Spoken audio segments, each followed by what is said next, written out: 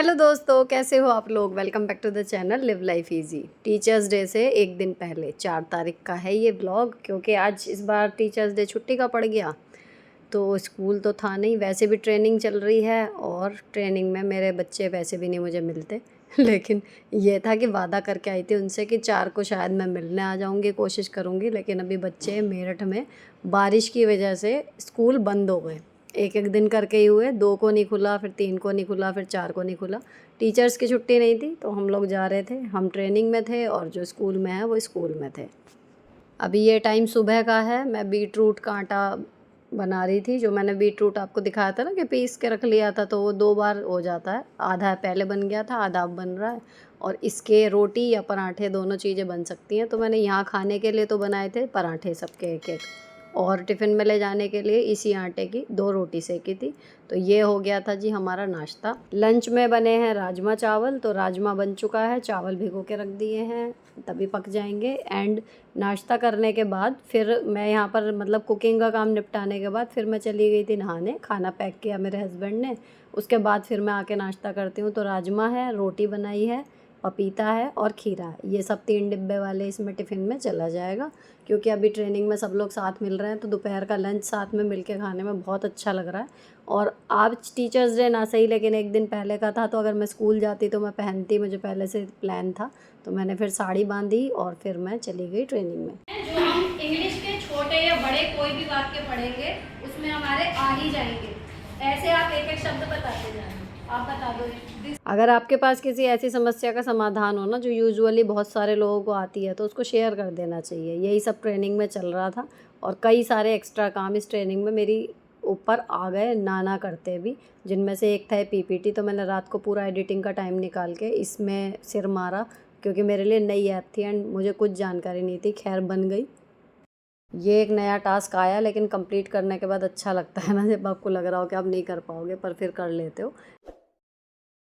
अब सुबह के सारे काम तो निपट गए मेरे, और इधर चल रही थी शिक्षक दिवस की बधाइयों का दौर, और मैं मिस कर रही थी अपने स्टूडेंट्स को।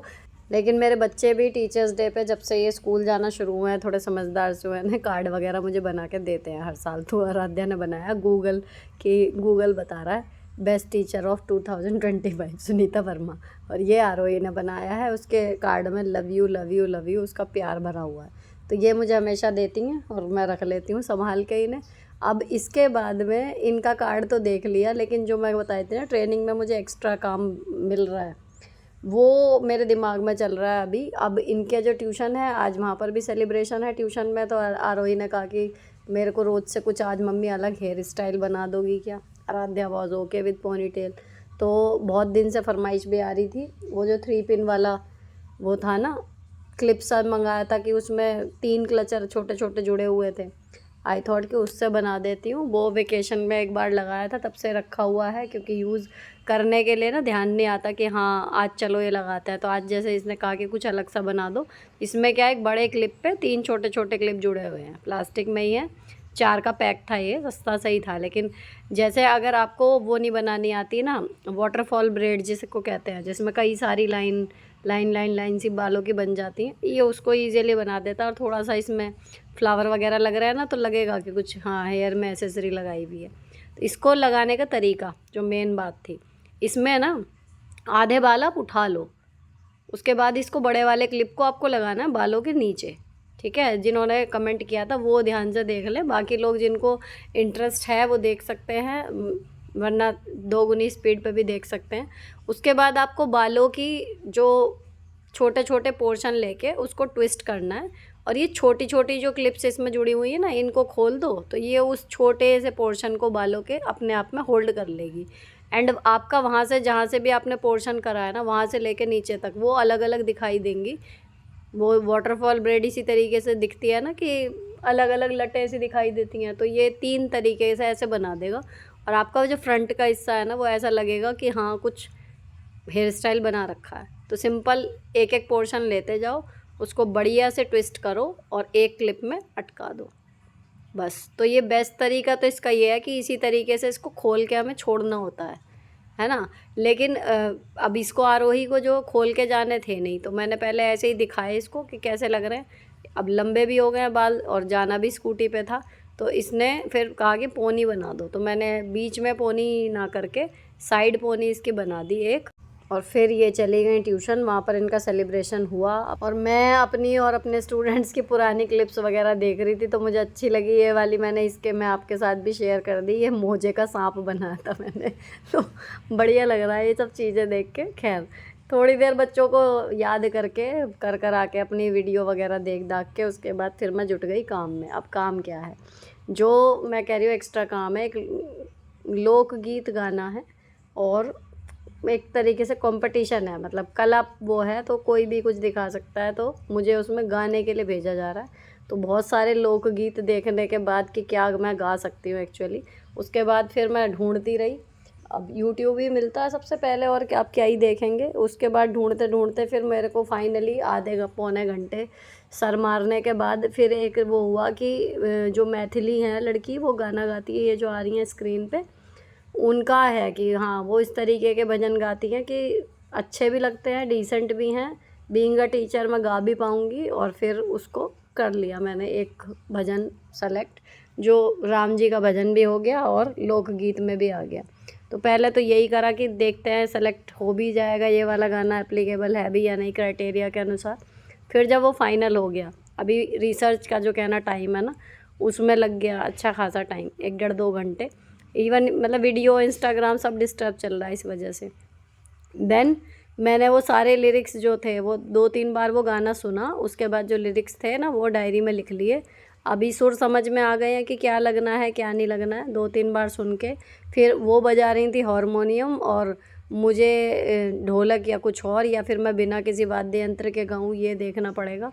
तो वो बिना उसके तो चला नहीं। जब मैंने गा के देखा तो फिर ये डिसाइड किया कि ढोलक लेके आती हूँ और फिर आगे ढोलक पे प्रैक्टिस करेंगे।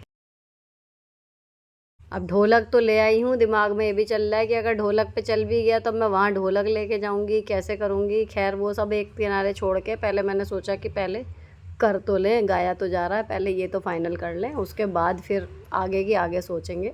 तो अभी ना फ़ोन पे भी चल रहा है एंड मैं उसके साथ ढोलक की थप देने की कोशिश कर रही हूँ। फिर पूरा गाना एक बार उनके साथ करने के बाद फिर अकेले करा।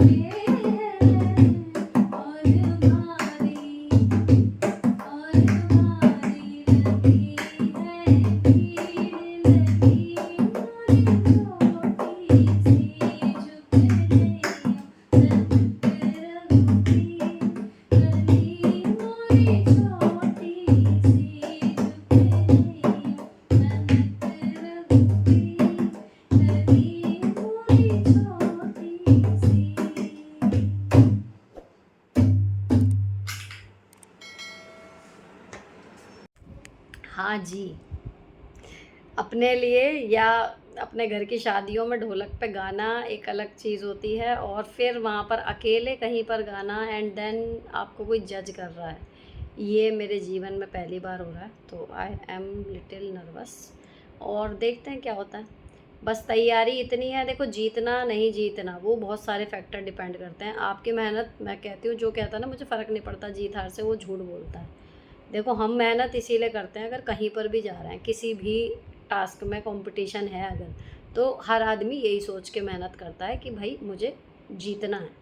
और अगर कोई नहीं कर रहा तो पता नहीं, लेकिन मुझे तो लगता है कि अगर कहीं जा रहे हैं तो बेस्ट देना है, जो अपना बेस्ट है वो। लेकिन अगर वहाँ पर जीतना हारना वो बहुत सारे फैक्टर पे डिपेंड करता है। अपनी मेहनत तो आप मेक श्योर कर सकते हो कि पूरी कर दी, लेकिन वो आपके हाथ में नहीं है, ठीक है। तो अपने हाथ में क्या है कि भाई जब हमारा नाम लेके बुलाया जाएगा तो एटलीस्ट हमारी कुछ प्रिपरेशन इतनी हो कि एक सम्मानजनक प्रस्तुति हम दे पाएँ, है ना, एक अपनी संतुष्टि के लिए कि हाँ भाई कुछ कर दिया। ऐसा ना वहाँ पे जाके परफॉर्म हो कि देखने वाले भी ये कहें कि भाई क्या ही कर रही है ना। तो अभी तो मैंने ये जो आपके वीडियो में था ना, ये फर्स्ट टेक था जब भी मैंने गाना याद करा है। उसके बाद फिर मैंने फाइनल शूट करके अब मैडम को भेज दिया है, जो इसका बनाएंगी, मतलब सारा वो जिनके हाथ में। और वहाँ पर भी जब होगा तो मैं अपनी पूरी कोशिश करूँगी कि हो सका तो माइक भी ले जाऊँगी कि किसी तरीके से शूट हो जाए कि वहाँ पर मैंने क्या गाया क्या नहीं। तो वहाँ पर क्या होता है फैसला वो आगे की चीज़ है, लेकिन हाँ आप लोगों का रिस्पॉन्स भी मेरे लिए बहुत मायने रखता है, तो देखते हैं क्या होता है। और just hoping for the best. तो चलो अभी तो दिन है, खैर 10 या 11 में है, तो अभी टाइम है, इतने और प्रैक्टिस करूँगी, देखते हैं क्या होता है अच्छा या बुरा। एंड देन आपसे मिलती हूँ जब मिलेंगे वहाँ पर। उसके बीच में खैर अभी व्लॉग्स आएंगे, ऐसा नहीं है।